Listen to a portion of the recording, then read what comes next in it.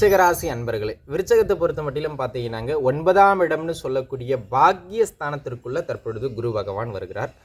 பாருங்க, 2க்கும் 5க்கும் உடையவர் பாக்கியஸ்தானத்தில் போய் உச்சம் பெறதுங்கிறது மிகப்பெரிய யோகம், சரிங்களா? ஆனால் கோச்சார் ரீதியாக ராகுவும் சனியும் சொல்கிற அளவுக்கு சிறப்பாக இல்லை. கோச்சார் ரீதியாக கொஞ்சம் சிரமப்பட்டுக்கிட்டு இருக்கீங்க விருச்சிகராசினியர்கள். இந்த குருவின் பெயர்வு உங்களுடைய பிரச்சனைகள் அனைத்தையும் அப்படியே கீழே தள்ளி உங்களை அப்படி ஒரு படி மேலுக்கு தூக்கி வைக்கிற ஒரு அற்புதமான குரு பயிற்சி. உங்கள் பிரச்சனைகளை குறைச்சிரும். முதல்ல எங்கெல்லாம் நன்மை பார்த்துருவோம். திருமணம் கைகூடி வரும். திருமணத்துக்காக முயற்சிச்சுக்கிட்டு இருக்கீங்க. குடும்ப ஸ்தானாதிபதி உச்சம் பெறார். நல்ல இடத்துல இருந்து பெண் அமையும். நல்லபடியாக கல்யாணம் முடியும். கவலைப்படுறதுக்கான அவசியம் இல்லை.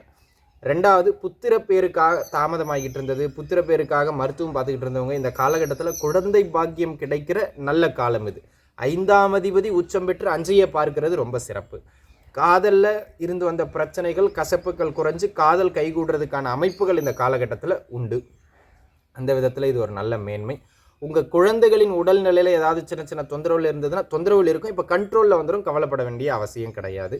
அதே போல் இந்த காலகட்டத்தை பொறுத்த மட்டிலும் உயர்கல்வி படிக்கிறவங்களுக்கு கல்வியில் நல்ல மேன்மை கிடைக்கக்கூடியது மாதிரியான அமைப்பு.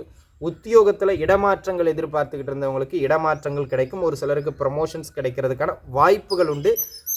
ஆனால் பெரிய அளவில் எதிர்பார்க்க முடியாது. ஆனால் இடமாற்றம் கண்டிப்பாக கிடைக்கும். கவலைப்பட வேண்டிய அவசியம் இல்லை, சரிங்களா? ஒரு சிலருக்கு தசாபுக்தி அடிப்படையில் ப்ரமோஷன் கிடைக்கிறதுக்கான வாய்ப்பு நல்லா இருக்குங்க நண்பர்களே.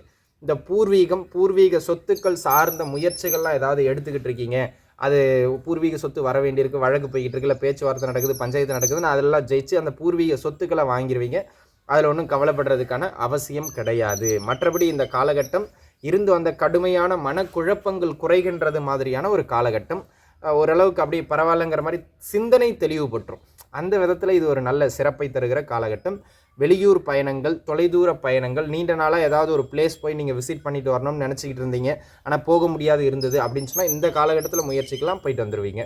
நீண்ட நாளாக விற்க முடியாத சொத்துக்கள் ஏதேனும் விற்கிறதுக்காக முயற்சி செய்கிறீங்கன்னா இந்த காலகட்டத்தில் முயற்சிக்கலாம், நல்லபடியாக அமையும். உங்களுக்கு டக்குன்னு நிறைய இடங்கள்லேருந்து உதவிகள் கிடைக்கும். சகோதர உறவுகளோடு இருந்து வந்த பிரச்சனைகள் குறையும். ஸோ இதெல்லாம் உங்களுக்கு நன்மையான அமைப்புகள் நண்பர்களே.